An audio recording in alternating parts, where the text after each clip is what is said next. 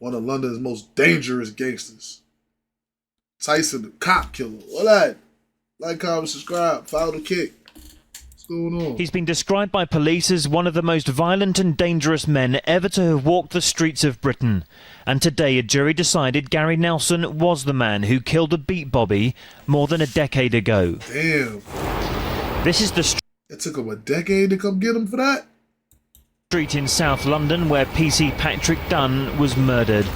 It was the scene of a double murder that October night in 1993. The constable's killers had carried out an assassination just moments before. Damn. 2 years Double after homie? Nelson murdered him, this reconstruction shows how he has no respect for human life.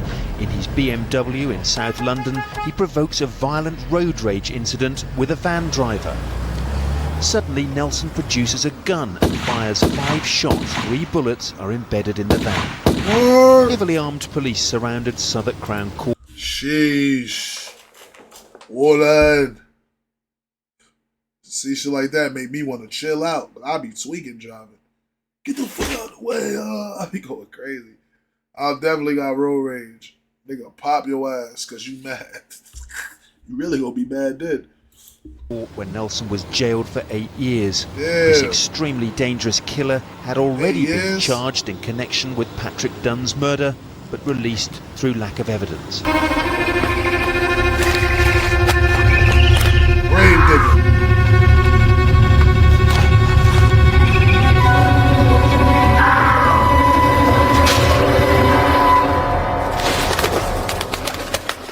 "14 years ago, this street became a crime scene. It was a case that shocked the nation. I'll give it to righty now. Come on. At around 9 p.m, William Kwame Danso was at home watching football with his friend when there was a knock at his door.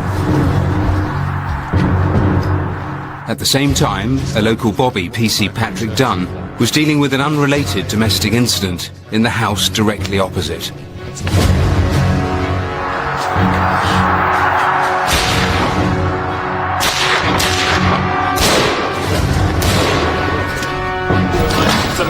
Shots fired at Cato Road. Get back inside.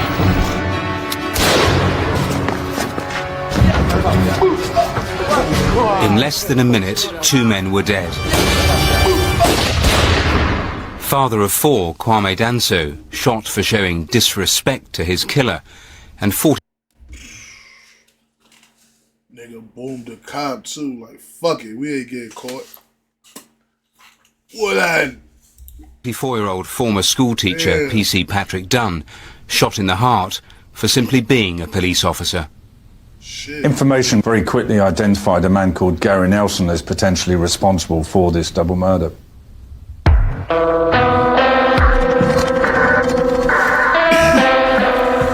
Gary Nelson was well known to the Met Police. Since the age of 15, he clocked up numerous convictions for extreme violence and firearms offences.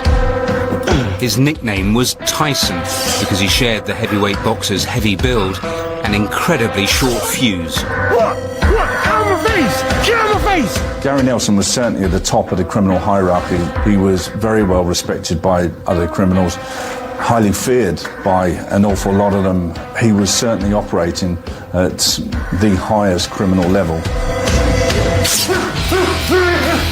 Detectives had Nelson followed. Sensing he was being watched, he opened fire on an unmarked police car that was tailing him and was arrested. Nigga don't know who following you. Nigga, it's an unmarked car. Fuck you following me. Nigga got out dumped on him. Nigga got out dumped on him, niggas. Why that niggas following me? So you know what nigga did? Mad dirt. Nigga don't know. Nigga don't know what's going on. But if he knew that was police, then he just a madman. Yeah, if he knew that was police, he crazy. It's unmarked, so you probably don't know. We just probably think niggas following you. He be clapping niggas and shit, so he don't know who it is. Yeah, it's the police. He just dumping on police. He's like that.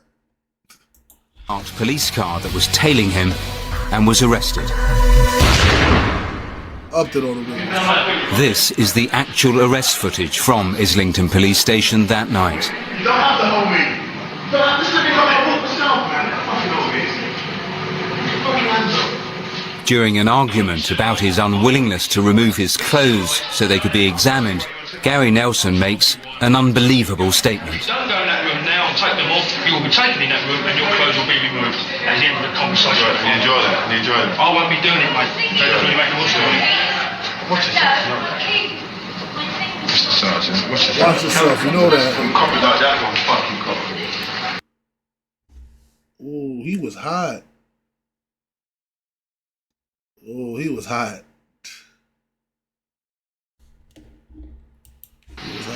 Nelson believed he was above the law, yet the police were sure he was their man. But there was a problem. It was extremely difficult to get anybody to come forward and give evidence against him. And this was one of the major stumbling blocks in the original investigation. Although formally charged with the murders in November '93, police had insufficient evidence and charges had to be dropped.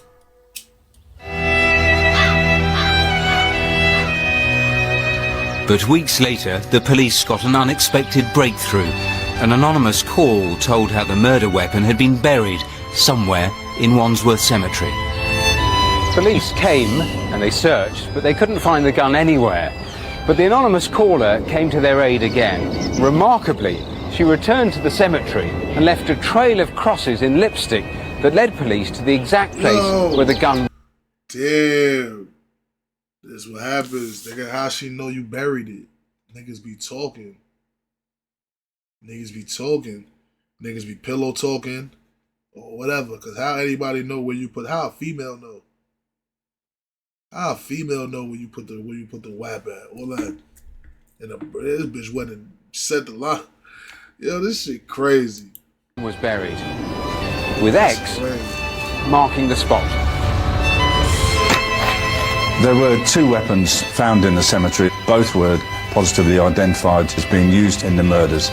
They were wrapped in a plastic bag which had the fingerprint of a member of Gary Nelson's family on it. However, that still wasn't enough for a prosecution to go forward. With no new leads, in 1996 the investigation was wound down.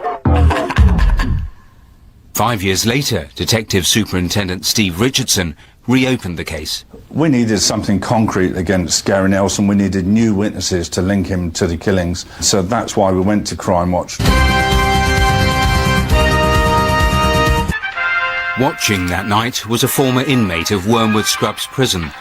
As the reconstruction of the Cato Road murders began, a memory stirred. By the next morning, he decided to do the right thing, and he called the police. In the mid-90s, he and Nelson had shared a cell, and Nelson had shared a secret. I was in prison. This is why I look. Niggas be in jail doing these war stories. Niggas in jail with these war stories. This is crazy, bro. This nigga was watching TV and decided to tell. Nigga said, oh, that was my old cellmate, and decided to tell, bro. Yeah, bro, you in jail? Shh. Let's talk sports. Yeah, let's talk sports. We're not talking about nothing about my case. We're not talking about none of that shit, bro. Nigga's stupid. With a man called Gary Nelson. He told me he'd done the Cato Road killing. Yeah, he said, I shot the copper. It was a revelation that was to turn the investigation on its head. I actually took the phone call from that witness, and I knew that it was going to be an extremely important piece of information that if we could turn into evidence would ultimately hold the key. Nigga trying to give a tip and give a tip and shit. You stupid ass nigga. They can't convict him unless your dumb ass come and get on the stand. Now your dumb ass will have to go get on the stand because they can't convict him just because you said that. Oh, this is my cellmate. He told me he did that. That's a different kind of rat right there too. The nigga was watching it on TV and told. He didn't even wait till he got in no future trouble or nothing. Dangerous rat. That's a dangerous rat. That nigga wasn't in no trouble. That nigga was watching that shit in the crib and said, I'm going to do the right thing. Most time it be a nigga that's fighting a murder or some shit or gun case.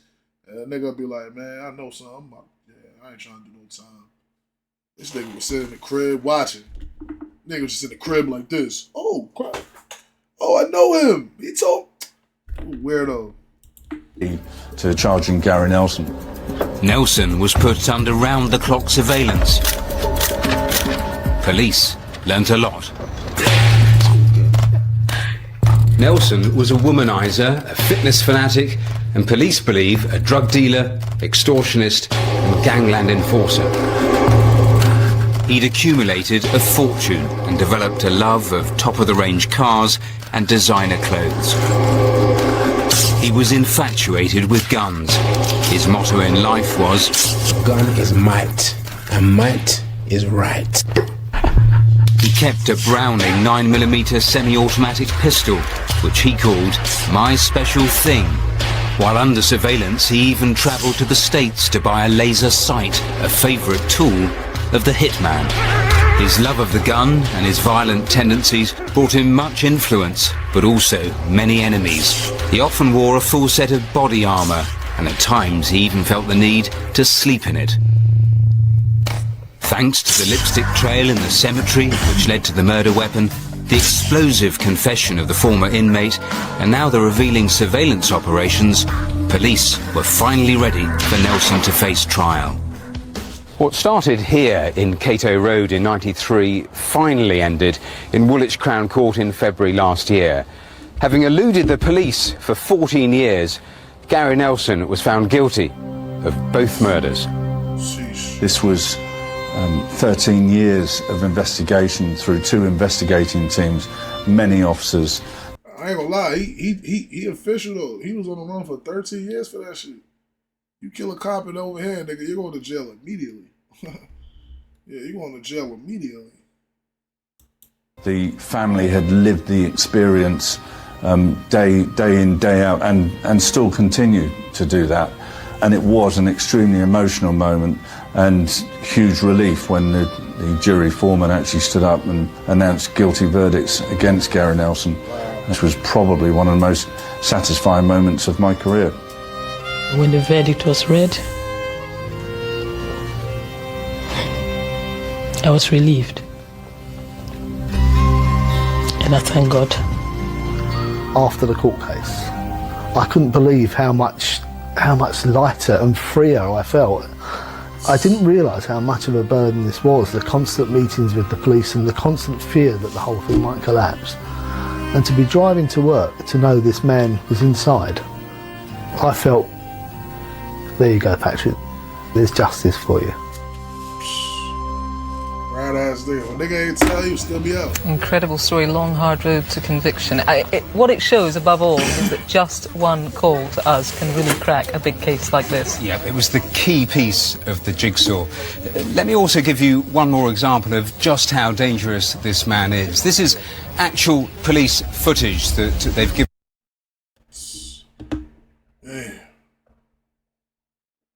Damn, son. Free that nigga, man. He ain't do it. They lied on him.